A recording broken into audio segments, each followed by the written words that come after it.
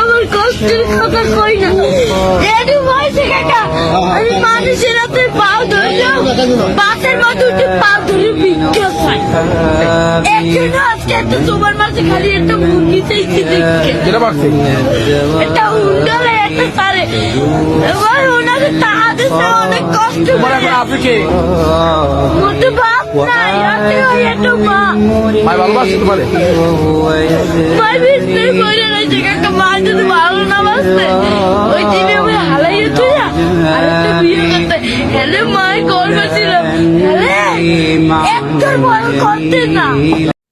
কুরআন শরীফের সূরা দুহার ৯ নম্বর আয়াতে এতিমদের কথা উল্লেখ আছে। এখানে ইরশাদ হয়েছে, তুমি এতিমদের প্রতি কঠোর হয়ো না। এতিমদের প্রতিপালন, তাদের পুনর্বাসন হতে হবে নিঃস্বার্থ। রাসূল সাল্লাল্লাহু আলাইহি ওয়াসাল্লাম বলেছেন, আমিও এতিম প্রতিপালনকারী জান্নাতে এভাবে থাকব।